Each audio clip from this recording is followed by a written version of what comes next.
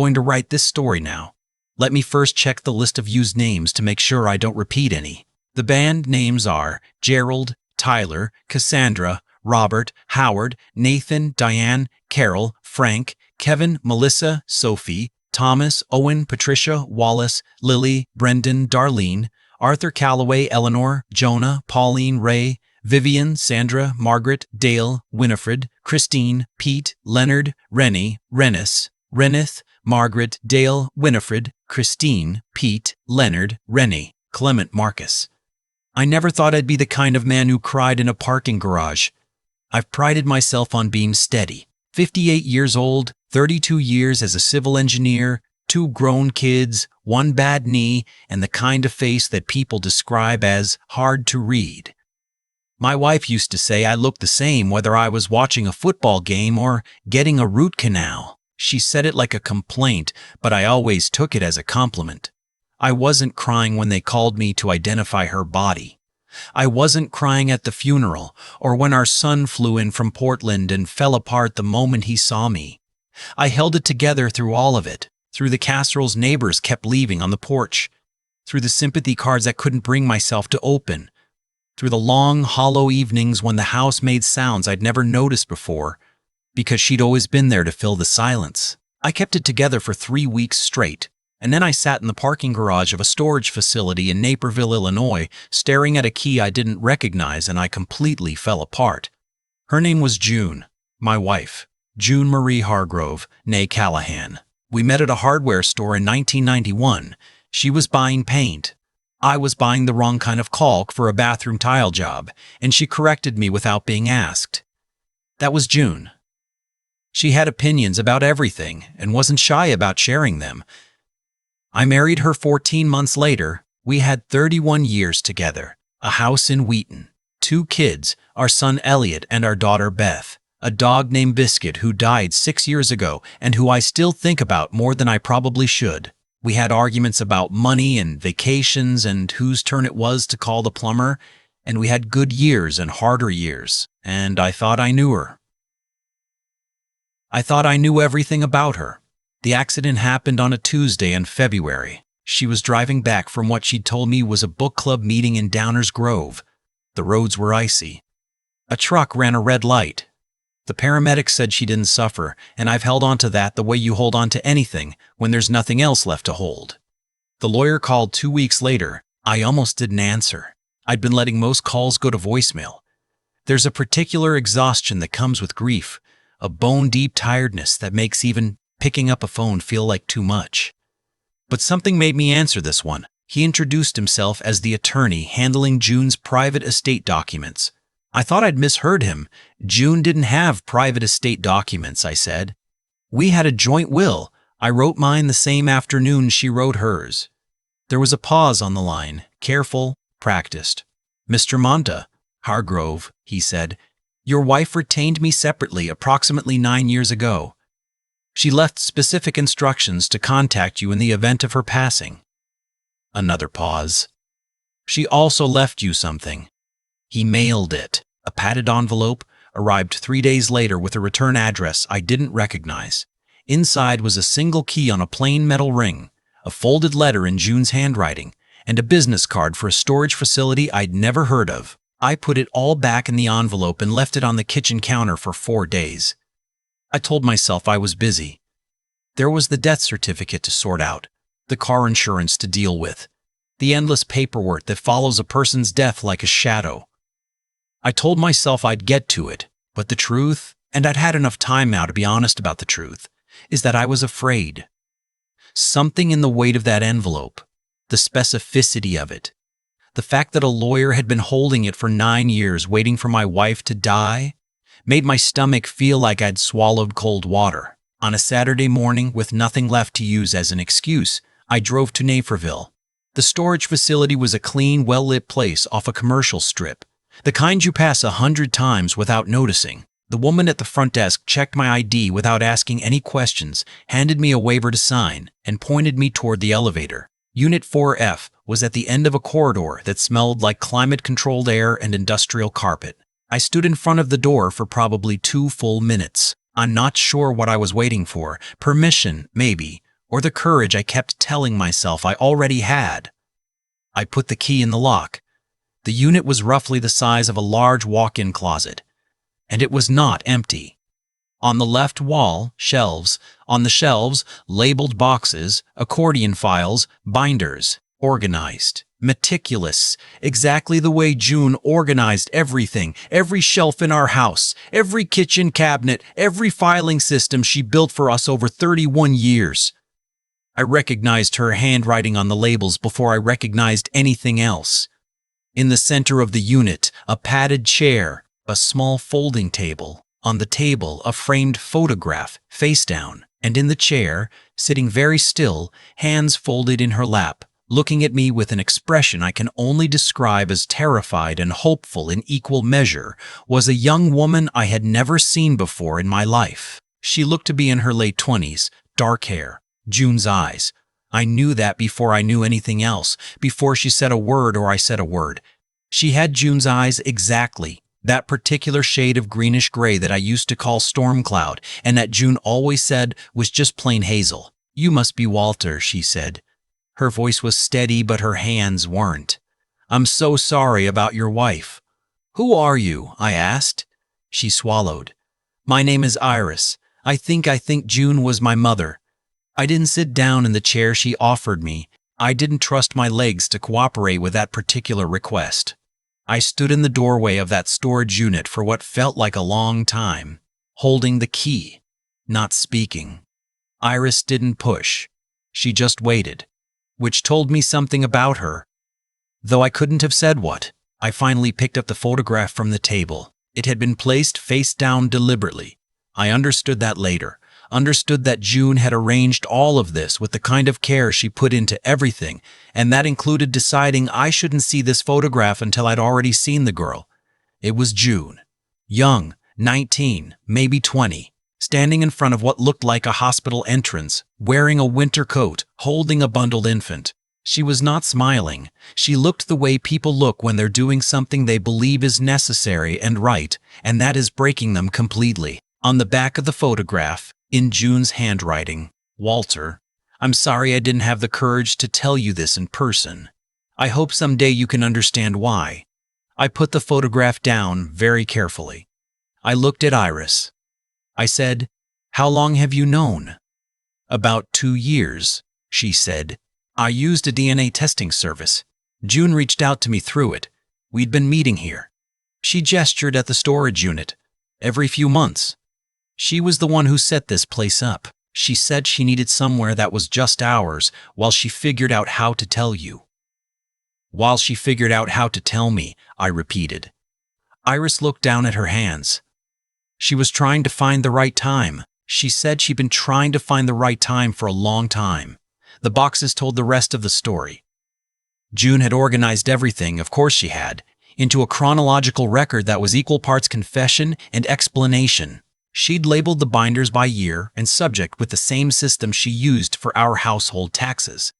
I read for 3 hours in that storage unit, sitting on the concrete floor because the one chair belonged to Iris, and I wasn't going to take it from her. June had gotten pregnant at 19, the year before I met her. The father was a man she dated briefly in college. She described him in her letter as someone who made it very clear, without ever saying so directly, that he had no intention of being a father. She'd been young and frightened and had no support from her own family, who were, by her account, not the kind of people who handled inconvenient situations with grace. She'd given the baby up for adoption, a private agency. Everything handled quietly. The way things were handled quietly. The way things were handled quietly in 1990 for young women who had no good options and no one to help them make a better one. She'd spent 30 years wondering. And then, 2 years ago, Iris had found her. I learned that Iris had grown up in Evanston with a family she described as good people, steady people, the kind of parents who showed up. She was a physical therapist. She had a small apartment in Logan Square, a cat named Beaumont, and a way of speaking that reminded me painfully and unmistakably of June. Direct.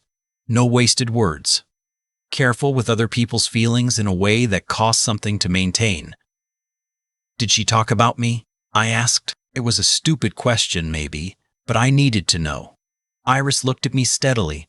All the time, she said. She talked about you more than anyone. She said you were the most decent person she'd ever met, and that not telling you was the thing she was most ashamed of in her life. I didn't say anything for a while after that. She was afraid, Iris said. Not defending her, just explaining. She was afraid that if she told you early on, you'd leave. And then later, she was afraid that if she told you, you'd feel like the whole marriage had been built on a lie. She kept waiting for the time when telling you would hurt the least, and she ran out of time. I won't pretend the weeks that followed were easy. They weren't. I was angry. I'd be lying if I said I wasn't. And after years of watching people dance around what they really feel, I'm done with comfortable lies. I was angry at June for keeping something this large from me for 31 years. I was angry at the lawyer for his careful pauses in his padded envelope. I was angry, irrationally but completely, at the storage facility and its climate-controlled air and its industrial carpet. I drove home from Naperville that first day feeling like I was carrying something in my chest that didn't have a name yet. I called my daughter Beth that evening. She's the practical one, always has been, even as a kid. The kind of person who makes lists and asks the right questions. I told her everything. She was quiet for a long time. "Are you okay, Dad?" she finally asked. "I don't know yet," I said. "I'll let you know when I figure it out. Do you want me to come home?" "Not yet. I need a few days to think." What I didn't tell Beth, what I didn't tell anyone for a while, was that underneath the anger, there was something else. Something quieter and more complicated that I kept turning over in my mind during those long nights when the house was too silent. June had built something. Quietly, carefully, over 2 years. She'd built a relationship with a daughter she'd given up and spent 30 years grieving. She'd set up a space for it, a neutral space, away from our life, where she could be just Iris's mother without everything else getting in the way. And she'd been working up to telling me. She'd written the letter. She'd organized the files. She'd put the key in an envelope with a lawyer and left instructions. She hadn't been hiding Iris from me forever. She'd been trying to figure out how to give her to me. That's the part that undid me, when I finally let myself sit with it, not the secret, though the secret was real and it hurt and I won't pretend otherwise. It was the evidence, box by box, binder by binder, of how much she'd loved both of us. How carefully she'd tried to protect everyone at once. How human and flawed and thoroughly herself she'd been right up until the end. I called Iris 2 weeks after that first meeting in the storage unit. She answered on the second ring, like she'd been waiting. "I have some questions," I said, "if you're willing." "I'm willing," she said. We met at a diner in Oak Park. Neutral territory, my suggestion. I got there early and ordered coffee and sat with my hands around the mug and tried to remember the last time I'd been nervous about meeting someone. Iris arrived exactly on time, wearing a gray coat and carrying a tote bag with a hospital logo on it. She slid into the booth across from me and looked at me with June's eyes and said, "Where do you want to start?" "The beginning," I said. "Tell me about where you grew up." She told me about Evanston, about her adoptive parents, her father, a retired high school principal, her mother, a woman who'd worked as a librarian for 30 years. She told me about growing up with a younger brother who was also adopted, about holidays that were loud and slightly chaotic in the good way, about the family dog they'd had for 16 years named Chester, who her father still teared up about. She told me about deciding to look for her birth mother the way she made most decisions, carefully, after a lot of thought, with a clear idea of what she was hoping for and an honest acknowledgement that she might not get it. "Were you scared?" I asked. "Terrified," she said, without hesitation. But I'd been wondering my whole life. At some point, the wondering gets heavier than the fear. We talked for 3 hours. The coffee got cold and I ordered more.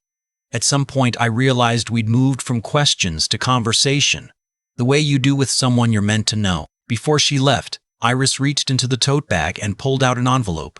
She set it on the table between us. "She wrote you another letter," she said. "A longer one. She gave it to me to hold in case—" She stopped. She asked me to give it to you when I thought you were ready. Do you think I'm ready? I asked. Iris considered this with the seriousness it deserved.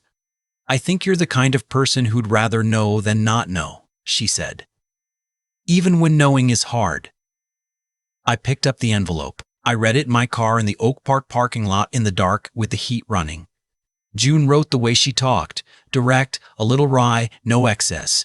She told me what she'd been afraid to say in person, that she'd loved Iris from the moment she'd found her, and that loving Iris had made her realize how long she'd been carrying a grief she'd never named, a loss she'd never been allowed to acknowledge because she'd been the one who chose it. She wrote that getting to know Iris had felt like being given back something she'd believed was gone forever. She wrote that she'd wanted, more than anything, for me to know her. And then she wrote, "You have the biggest heart of anyone I've ever known, Walter. You just keep it very quiet. I know you'll do right by her. I know it the way I've always known the most important things about you. Not because you told me, but because I watched you for 31 years and I know exactly who you are. I'm sorry I ran out of time. I'm sorry I made you find out this way. If I could do it differently, I would. But I can't. So I'm trusting you with the most important thing I have. Take care of our girl." I sat in that parking lot for a long time. I'm not going to dress up what happened next into something tidier than it was.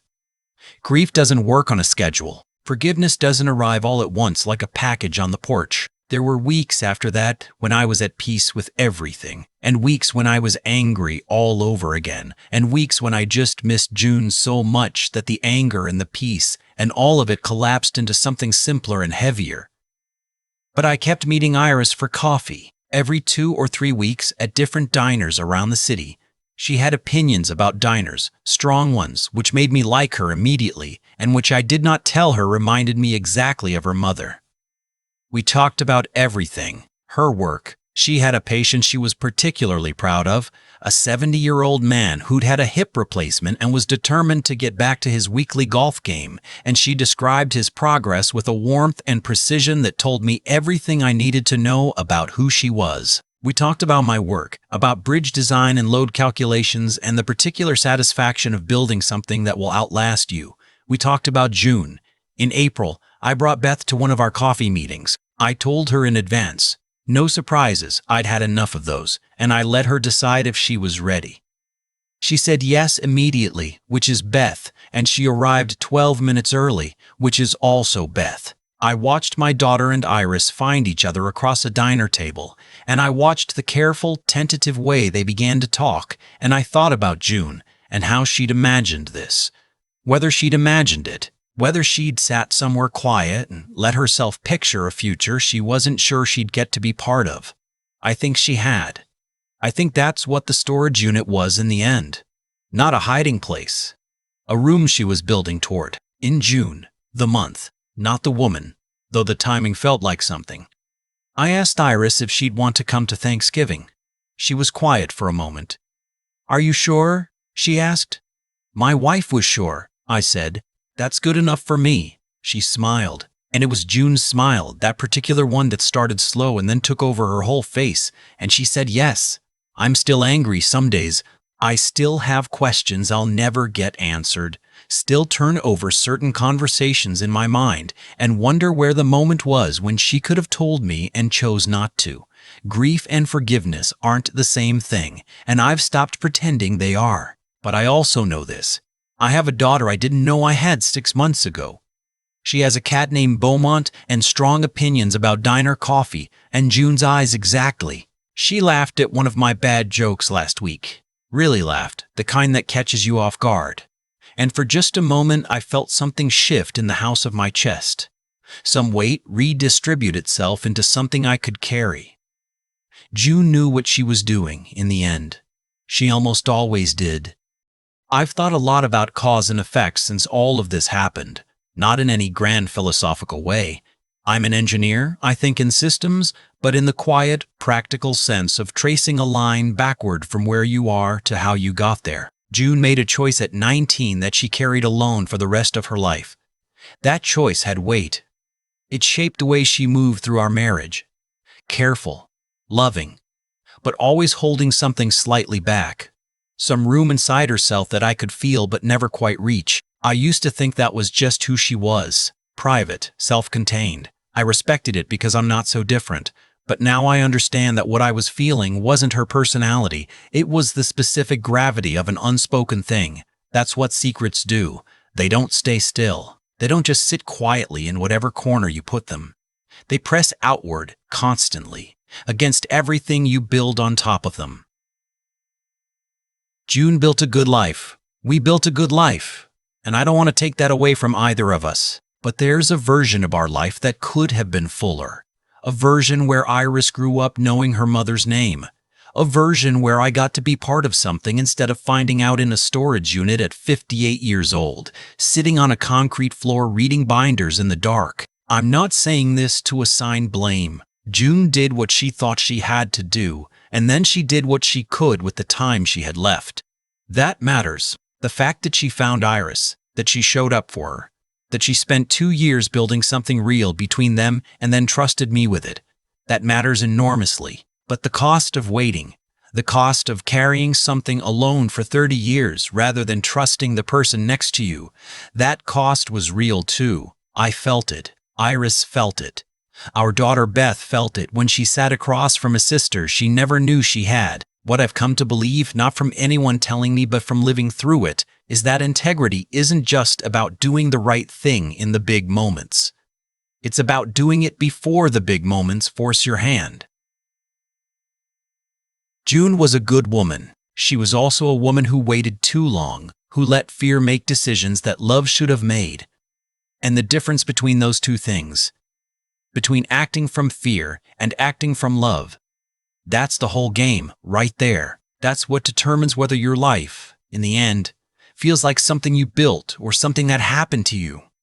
Iris has June's directness. She makes decisions and then lives with them cleanly, without a lot of second-guessing. I admire that. I'm trying to learn it. At 58, I'm genuinely trying to learn things which I wouldn't have predicted for myself a year ago. That's what Iris gave me, without knowing it. Not just a daughter, a reason to keep my attention. I'm still Walter Hargrove, still hard to read, according to everyone who's known me longer than a decade, still bad at small talk and good at load calculations. But I'm also, now, a man with a fuller picture of his own life, the real one, not the one he thought he had. And I'd rather have the real one. Even the hard parts, even the parts I'm still working through. That's what I'd want anyone to take from this, if anything. Not a lesson exactly. Just an observation from a man who found out late that honesty isn't a risk you take. It's the only ground solid enough to build anything on.